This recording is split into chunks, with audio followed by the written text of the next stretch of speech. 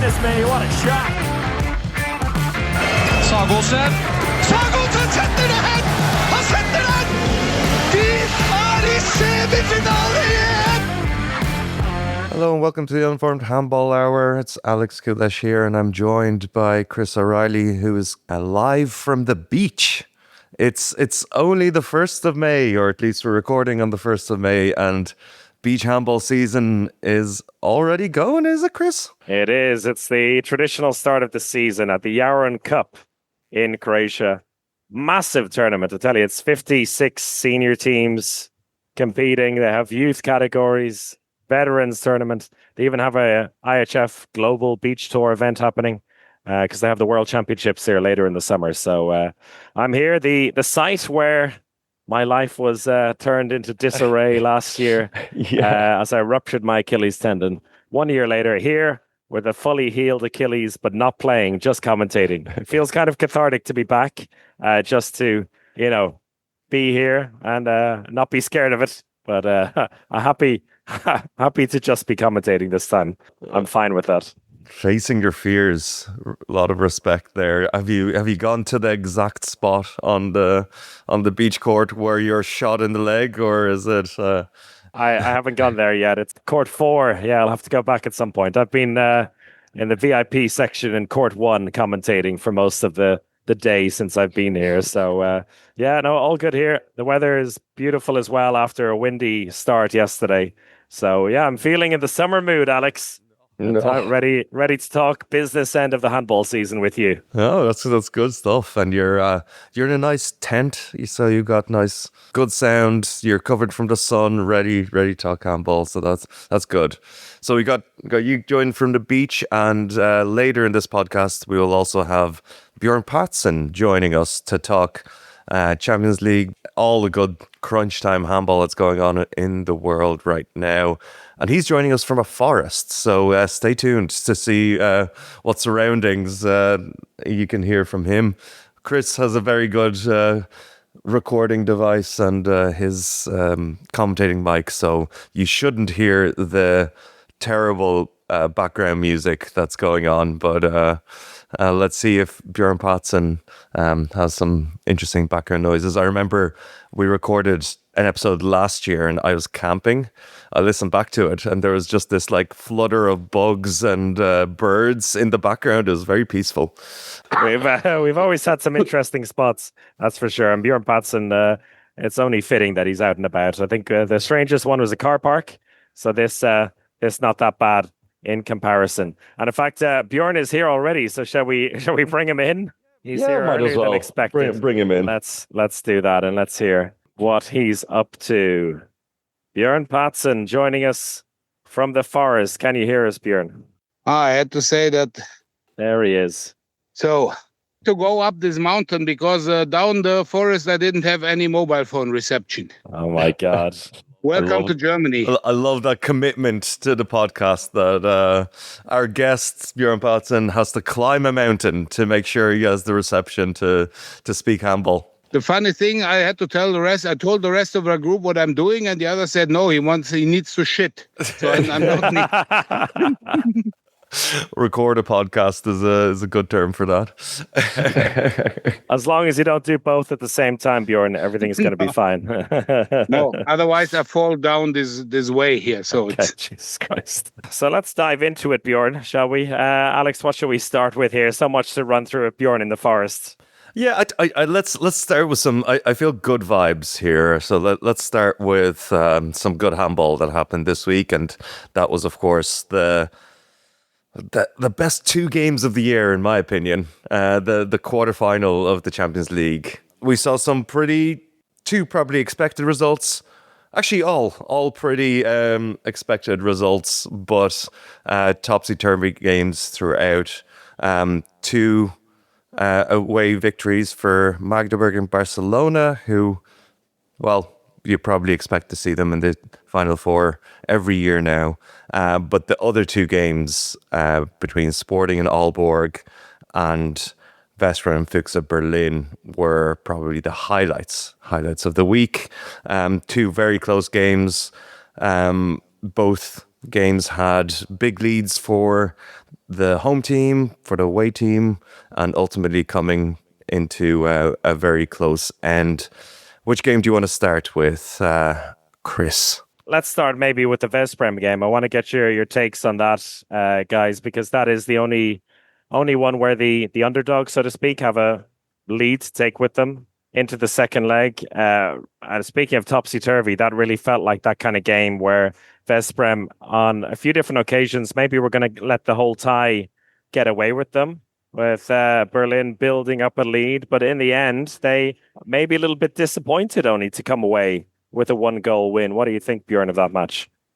Yeah, to be honest, they should be happy in the end because Berlin was ahead, and also then West Brom they took it in the end, the +1. So a +1 is usually leveled after 5 seconds in the second leg, so it means nothing. So I would say that West Brom, after their quite disappointing group matches, they played already a real strong playoffs against PSG, mainly in the first leg. But yesterday, in the against Berlin, they were really strong. So when you see that the West Brom had the chance to have it even bigger, also Gitzel made 13 goals. So I don't expect a clear win for Berlin. For me, they are the favorites because they play at home.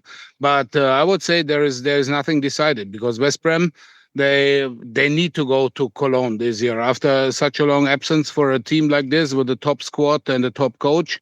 So another year without Cologne would really be painful for the whole club. And I don't know how long the sponsors and everybody would say, okay, we have this squad, but we never go to Cologne. So I would say for them, it's more do or die as for Berlin. And Berlin, they have already their title. They are German Cup winners, but of course they want to go to Cologne. They want to make a nice farewell to Milosavljev and Anderson. So, but to be honest, for me, this match, like Aalborg Sporting, they both started 0 in the end. Yeah, it really felt like this was Füchse Berlin in full flow again. It had all the signs. Gitzel was scoring at will. Lasse Anderson was in full flow, shooting backcourt, playing really well. Milosavljev was making saves. So this is like the recipe that we've seen with Füchse Berlin at the end of last season. In the cup, like they're steamrolling Vesprem, and they're really at one point, I think it was 5 goals up.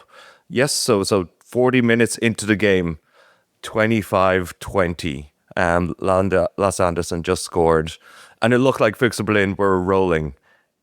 And then everything changed. What happened for Vesprem to get back in? So, and then to be honest, when you look in the last seasons and crucial matches like this, when they were down like this, they really struggled to come back. And this year, in this match, they came back. So in my opinion, it was a mix of everything. So it was defense and attack. And I think Berlin, they were too sure that they have done it already and that they could not lose in West Brom. And they said before, anything less than -4 is a good result in West Brom. So maybe they were not focused enough from the Berlin side. And West Brom really, they came back. They fought back, and they had.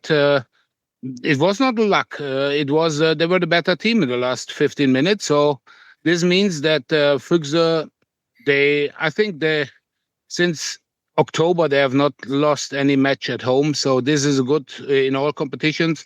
This is a good sign for them to know that at home they can beat almost everybody. But yes, I think that Grickau has to put the focus of the whole team that they have to play 60 minutes and not only 45. 45 minutes is never enough. And so, for example, what I always see, who's going better and better, that Mattes Langhoff can do it better than he did yesterday a long time. But of course, he's always in the shadow of Gitzel and Anderson. But yes, the goalkeepers can be decisive. And for me, Milosavljev intermediately was really good, but the overall statistic was, for him, it was a normal, regular performance. If I asked you, Chris, or if I told you that Stefan Dodic and Mikkel Appelgren would be the two heroes for Veszprem to beat Füchse Berlin in a quarterfinal, what would you say to me at the start of the season? You'd probably say, who the fuck is Stefan Dudic? And he's not playing for Veszprem. What an impact a player to come in among all the real superstars that this Veszprem team have assembled year in, year out. To come in with someone like this is, real a positive surprise, though. And maybe is teaching this Veszprem club that they don't always need to go for certain names when it comes to building this team. You know, coming into this game as well without Nedim Remeli, which felt like a kind of a classic blow for Veszprem before a big game like this. I wasn't expecting too much. I was hoping they would make it an interesting game, a little bit selfishly as well, because I'm going to commentate that game next week. So I'm glad I have the only one where the home team is chasing. But yeah, honestly, didn't really expect at the start of the season that even the Mikkel Appelgren would be the hero, and he's really had such a rejuvenation in his career. It's been incredible. It's lovely. It's so good. He's like Mikkel Appelgren. Maybe is the secret for Veszprem this year, and I'm not saying this purely because of his penalty saving ability, which won Veszprem the Hungarian Cup. So he made some crucial saves, few really big penalty saves at the end of this game as well. But he just has that good energy. He just got that good. Everyone's happy. We're all in it together. Something that Veszprem just don't really have ever. He's got that good crazy, and I think it's bringing the energy of the club up as well. What do you think is the key then for this Veszprem team in this second leg to actually be able to go to Berlin next week and get a result? Because I mean, they're going to play with. You'd imagine if it's a normal situation with a bit of freedom as the underdogs, but as Björn mentioned, this is Veszprem. They expect as a club to be at this stage. There were some performances which could have been better. I mean, Ahmed Hesham as well, I think, left a lot on the table with 2 from 5. Lucas Sindrich not able to find a way through. So there are some improvements that this team can get. And do you either of you see a way for them to get a result? They only need a draw. Can they get that draw next week? You cannot play a draw, especially not on this stage of the competition. So, of course, they remembered last year that the draw would have been enough almost to go to the penalty shootout against Magdeburg, and they lost by 1. So I think they have in their head, we have to go to Cologne. We have to, as a club, as a team, for the coach, for the sponsors, we have to go to Cologne.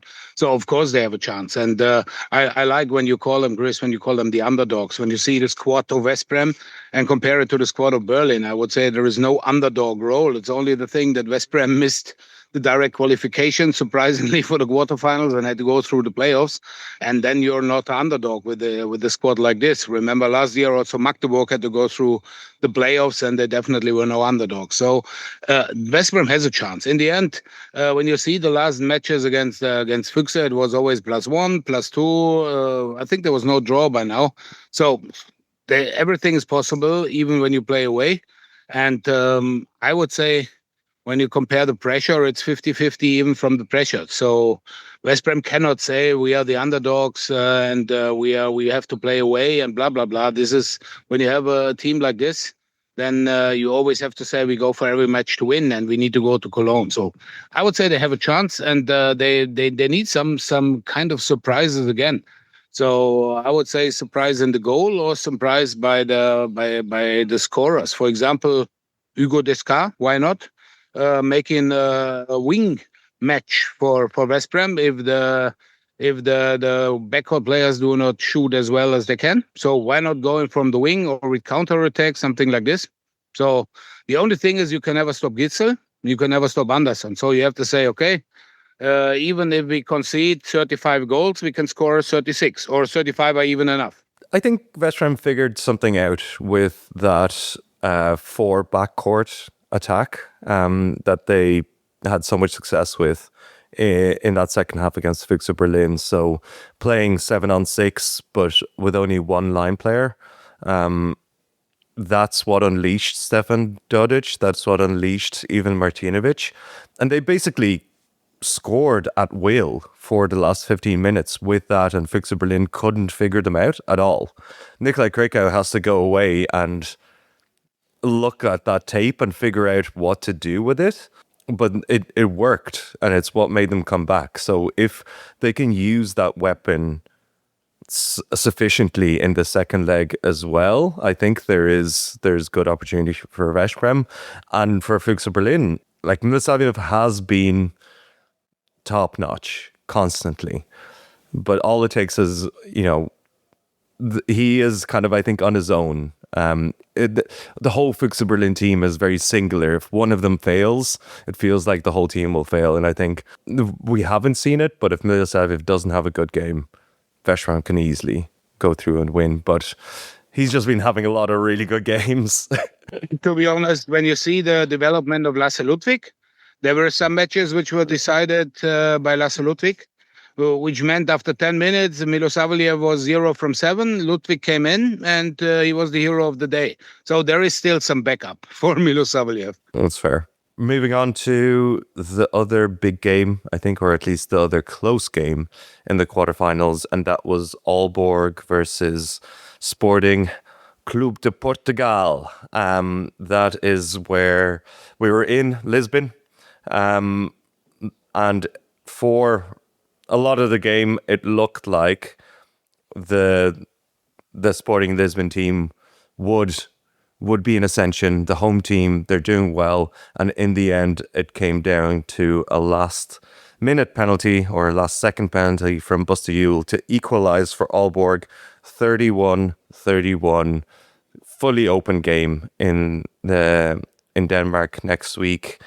Are Sporting Clube de Portugal, should they be a little bit disappointed that they didn't come away with a little bit more than just a draw in this game, Björn? I would say yes, definitely.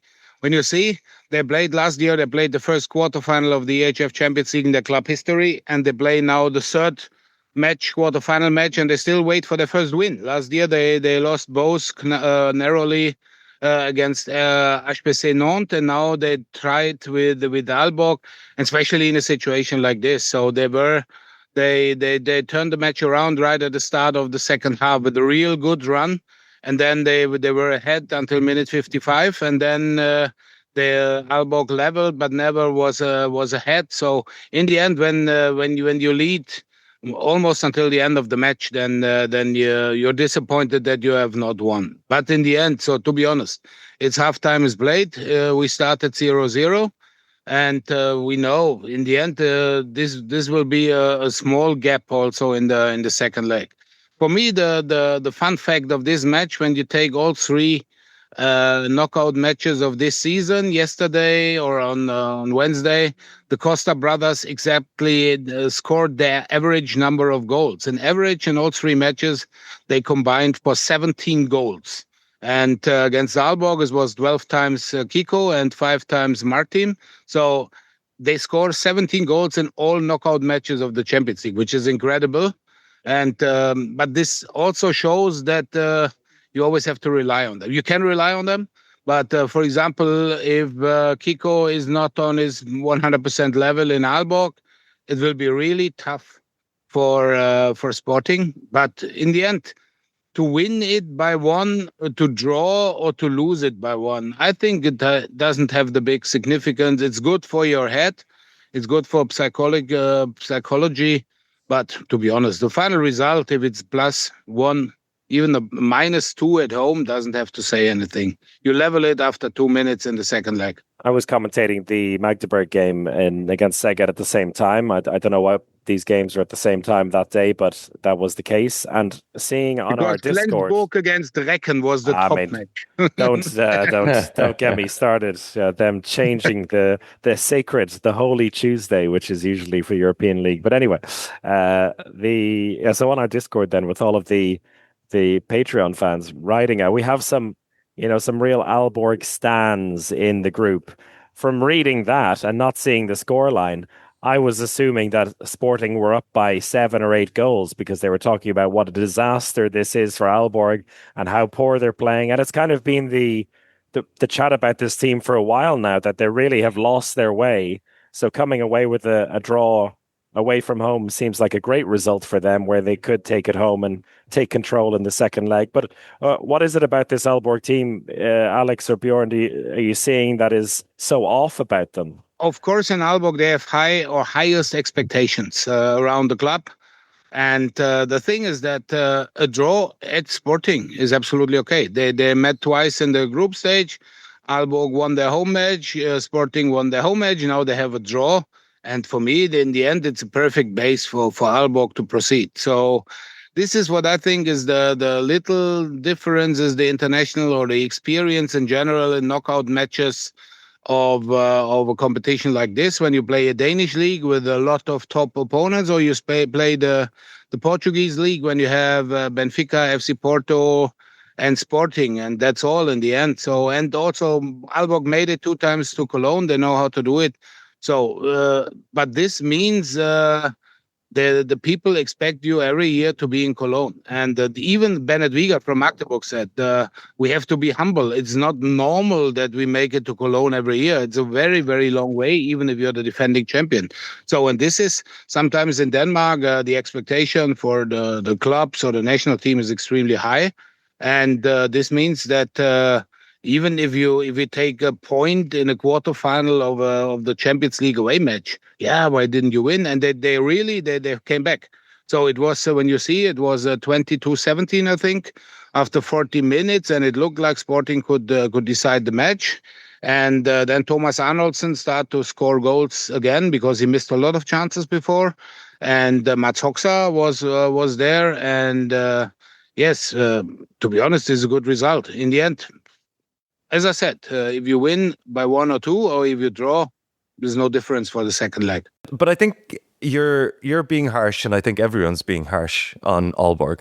That's Chris. What I'm saying is like Aalborg going off the boil. They've had an almost perfect season in the league, and they've really been exceptional in the Champions League as well at times. And I think it's just the high expectations that they have, where they have lost a couple of games in Denmark, couple of close games for the first time in Denmark, and they're still top of their championship round, and they're still winning the games, but they're not perfect. It's a little chink in the armor, and then coming out and playing these top teams in Europe, and seeing that this is not, it's not going to be all straightforward, but in the end they have this really dynamic backcourt of Arnoldsen, Knorr, and Hoxha. And Hoxha and Arnoldsen have had injuries plague them for the last 2 years, but we're seeing a little bit of consistency with those 3 players, and it looks good. And when they get rolling, it looks really good. You got Knorr and Arnoldsen kind of swapping places in the backcourt, taking on different challenges. Hoxha doing a lot more than just finishing. He's the classic Magnus Rud, like goes through between the 1 and 2 defender, but he's also, he's starting to take up more space in that backcourt. He's starting to go into the middle a lot more. And he scored this absolutely unbelievable underarm shot at the end of that quarterfinal game that just shows that there's more to him than just your kind of traditional third backcourt player. So really, that there's something nice going on for Aalborg with that backcourt, and I think they can rely on that backcourt a lot. And that is the backcourt that got them back into this game when they went 5 goals down. Arnoldsen, Hoxha, Knorr, Arnoldsen, 29-29. Sagerson got a goal in there as well. Not a bad substitute to have. Yeah. Backup for those 3 young players, yes. Exactly. So they have a squad, they have that starting backcourt, and both defensively and offensively. Remember that Max Hoxha and Arnoldsen both played in the center of defense for Denmark when they lost all their line players in the European Championship. Like, those are 2 really, really top defenders as well. So it works. They can get a lot of momentum. So I think Lisbon or Sporting have missed out on a big opportunity I think they could have had a 2-3 goal lead going into the second leg. And I think that would be enough to offset Aalborg and kind of change their mind. I think Aalborg are going to be comfortable at home, and it's going to depend on just how good Martin Costa is going to be. And I say that because at this stage, Francisco Costa is class every single game. He doesn't have bad games. He's reaching Kielce level of consistency. So can Martin show up and get them above the 17 goals and into 22? This was the thing that Martin did not score a single goal in the first half. And then he started with Bob, 3 goals in, I think, 1 minute, 20 seconds at the start of the second half. So exactly, they can fly off. Both teams are kind of momentum players. We saw that in the game. Exciting second leg on that one. Do you want to talk a little bit about the other games? Chris, you mentioned you were watching Magdeburg versus a very disappointing Pick-Szeged team. Oh God, yeah. I mean, well, look, the way the last few weeks have gone with the departure of Wim Gottfriedson, the whole kind of surrounding noise of that, which the Szeged I don't think are going to come out very positively from. And then as soon as they did that, of course, there was going to be an injury to either Lazar Kukic or Smarrison. It happened to Kukic. And then on top of that, Richard Bodo, it was announced he was leaving at the end of the season. He was also missing from this game. So they were always going to struggle in a game like this. I mean, in the end, they had Borut Maćkovšek like roll back the years, or maybe even have the best game he ever played as a left back. I would have given him player of the match if they were any closer, Szeged. But yeah, they just ran out of steam. They did well to get within a goal in the first half against Magdeburg, but Magdeburg were just scoring with so much ease. You know, I was really impressed with how they bounced back from what was a horrendously disappointing Lidl Final Four, the German Cup Final Four a couple of weeks ago. That I think we were all wondering if, you know, this season is catching up with them. But, you know, they practically have the German league wrapped up now. And this was a really solid performance, showing that this team is really tuned in for the Champions League. Next week is basically a friendly match between the two of them, if we're being honest. I don't see any alternative or parallel universe where Szeged win this game by 8 goals in Magdeburg. No, this pairing is definitely decided. So I talked to Tim Hornke for a different thing, because he scored his 1,500 goals in German Bundesliga and his 1,000 field goal in German Bundesliga. And he said, yeah, we can talk about German Championship. He said, no, we cannot talk about German Championship. We still have at least 1-2 points to win. And before, there's still the rematch against Szeged. And I asked him, yes, but it's done. He said, no. If you think that it's done, you lose it. But to be honest, how should this happen? So Magdeburg losing by 8 at home against Szeged, I think then Bennett Wiegert runs away. So, yes. And he will never coach this team again. No. But there's a joke, to really be honest. And when, as Chris mentioned, when you saw how they played the German Cup Final Four and how they lost both matches. And then they came back against Stuttgart in the Bundesliga. And now, but this match showed in Szeged, they showed their strength. So they can play cold as ice. So Hernandez was a normal performance before the break. Then he saved some important shots. And then they changed the left wing to Musche. Musche scores 4 from 4. And then you have the 2 Swedish players, Klar and Lagergren. And not even usually they say, okay, the focus is on the 2 Icelandic, Magnusson and Christiansson. But this time it was Lagergren and Klar and Musche on the wing. And this is the thing, that with this squad, you never know. You can stop Oma Ingni Magnusson. They can even miss against some penalty shots, but you cannot stop Magdeburg if they play on 100%. So I would even say that they arrive in Cologne again as the favorite, if there is any favorite in Cologne. And, you know, it's always a bad omen when you come as a favorite to Cologne. Yeah, you know, there was the way that they were stopped in that semi-final in the German Cup was like Berger Shahatzi doing so well to get between the Magdeburg players and the 6-meter line, instead of being brought into the 6-meter line and getting penalty after penalty after penalty. And that is what Szeged could not do. I mean, it was so demoralizing to see every time a penalty was whistled. Like Gisli Christiansen just knows what he's doing. And it must be so frustrating and so heartbreaking for the players and for the fans as well. You could hear it, like the energy drain sucked out of the arena with every penalty that was being won. Magdeburg just know how to navigate a quarterfinal, and Szeged, they're going to lose their 7th Champions League quarterfinal now, so they don't. And get eliminated by the 6th time now by a German team in either the last 16 playoffs or quarterfinal. Not a great week for Szeged after also losing in the Hungarian semi-final against Veszprém. I'd say Jim Gottfriedsen's having a good time watching the fall of this last week for Pick Szeged. The last game, and maybe the most disappointing from my perspective, and most disappointing because I really hoped that Nantes would do more than they did against Barcelona at home. Like you have Barcelona at home, you need to win that game, because you go to the Palau and it's going to be tough. It's a Barca team that's that still doesn't feel like it's the superstar laden team of the past. The goalkeepers play okay, but in the end, Nantes still lose 32-30. Just a little bit disappointing. Yeah, I absolutely agree, because you have this once in a lifetime chance to eliminate Barcelona in a knockout stage. You remember last season?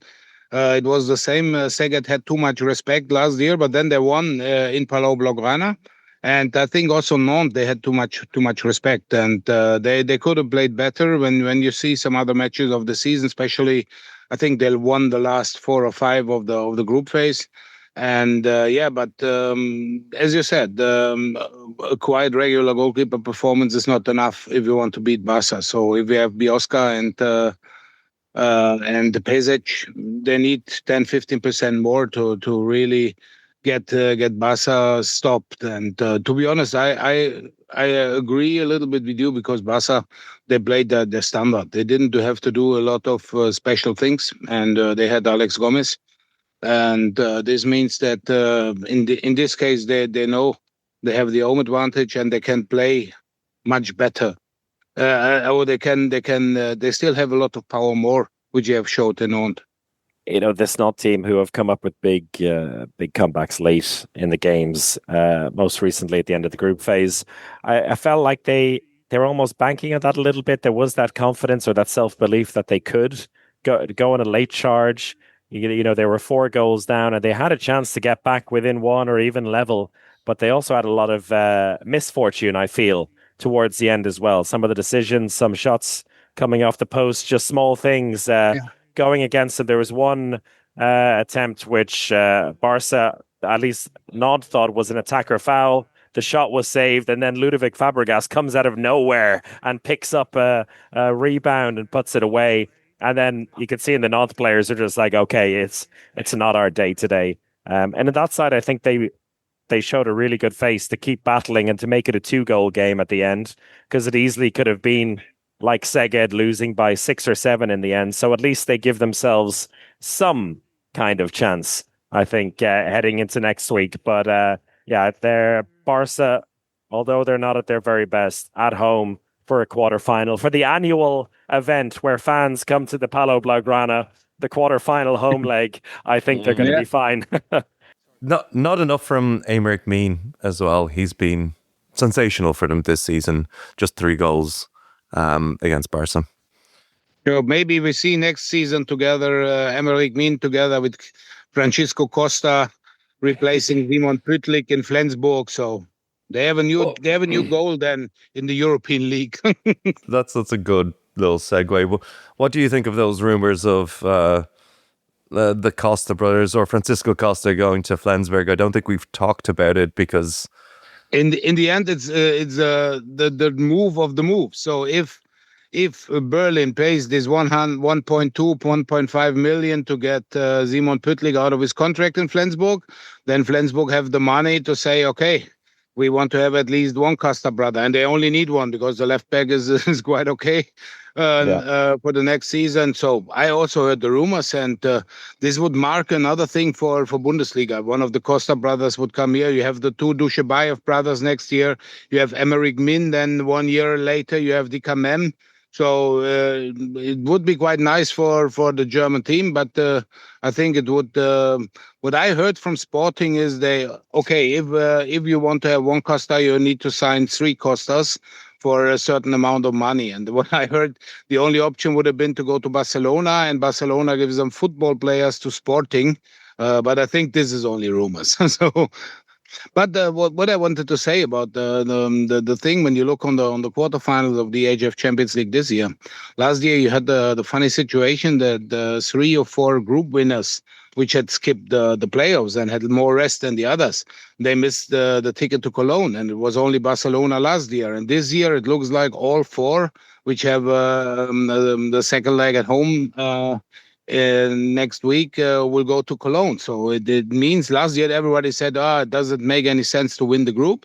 And now you see that it's different every year. And next season we'll have a brand new format. So it's all out of the window anyway. And we'll have to. You mentioned also the Dujshebaev brothers making their way to the Bundesliga. There was recent news about the Daddy Dujshebaev, another package trios going their separate ways. Talant Dujshebaev leaving Kielce at the end of a 12-year run as coach. He's achieved some incredible things with the team, but it seems like everyone kind of agreeing that this is a natural end for his time with Kielce. It didn't surprise me. So especially when he got this new job as French national team coach, and his son said they announced quite early that both brothers will leave Kielce. And then Talant said, I can extend my contract, and so on and so on.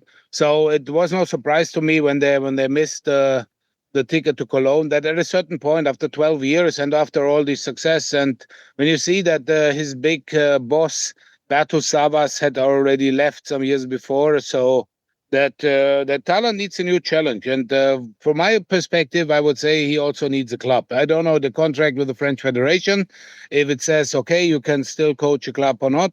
But I think for him, he must be on the training hall every second day or every day. So I'm curious where his club career will continue. It's interesting because it feels right. Talant has got this French job. His sons are leaving. So it all feels like, this is all planned, but it wasn't. This is the crazy thing here, that Talant Dujshebaev is leaving in conflict from Kielce. So there's an article in one of the Polish newspapers that outlines that, there was a complete dressing room divide after the semi-final of the Polish Cup, where Kielce lost to Wisła Płock again in a tight circumstance, and the whole dressing room was divided.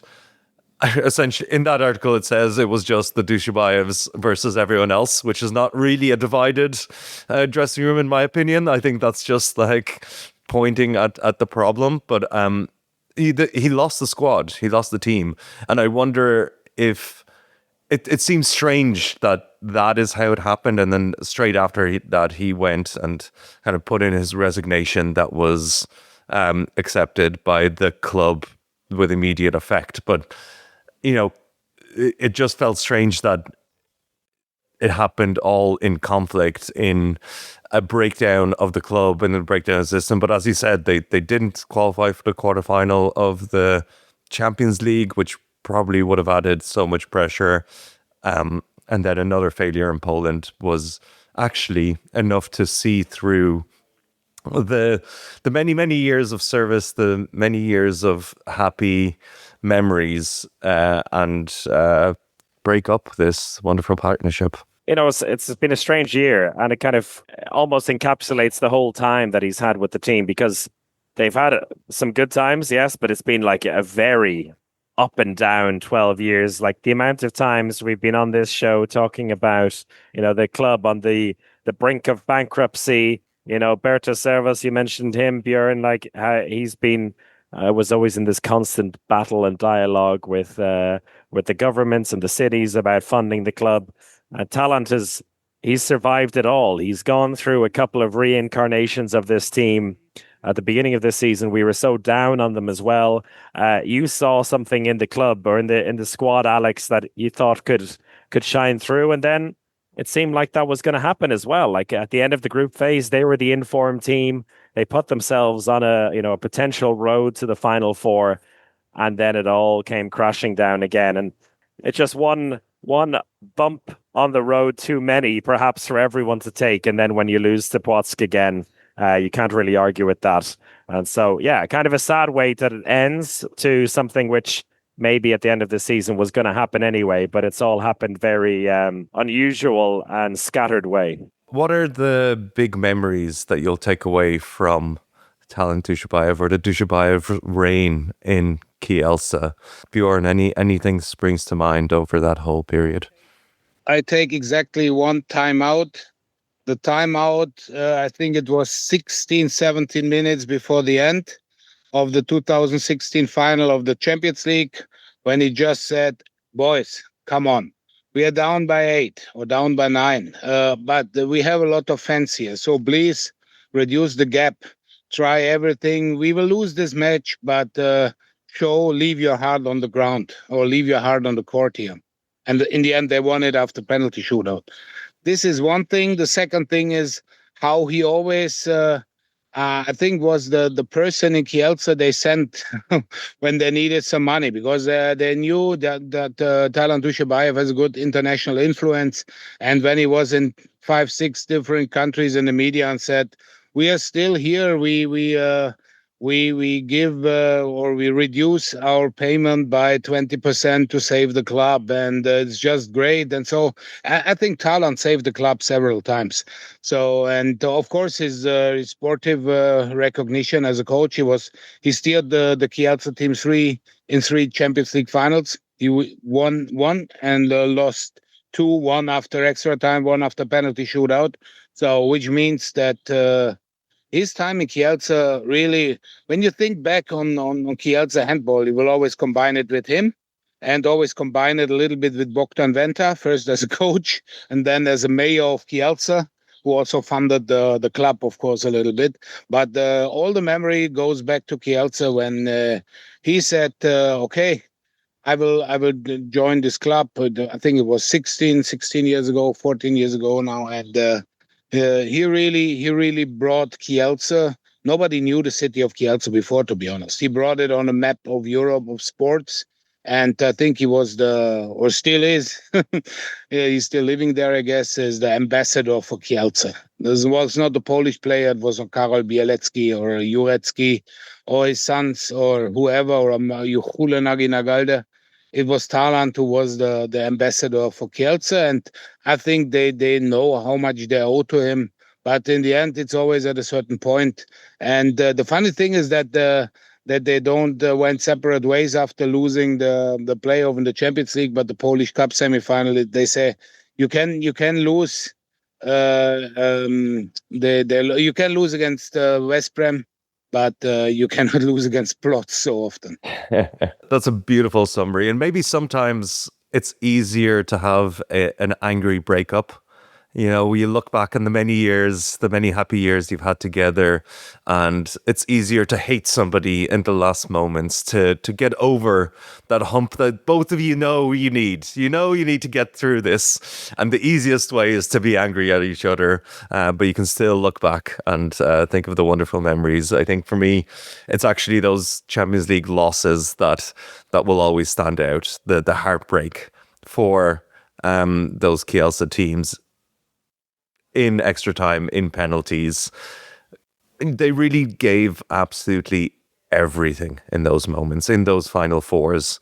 The passion, the emotion was always there. They brought the fans, they brought the energy, they brought the joy, and they brought the tears. And I think Talant Dujshebaev is a big key of that type of emotion that comes out of the club. And now he has some extra time to learn some French before his next duty with the French team. I know both of you have to head off, so shall we wrap it up there, gentlemen? I think so. I think we can leave it there. All right, Björn, thanks a lot for joining us. from the sunny forest. Get back out there, enjoy some wine, and thank you everyone for listening. Enjoy the handball over the weekend, and we'll be back next week to look back at the second leg action in the Champions League. Until then, take care and goodbye.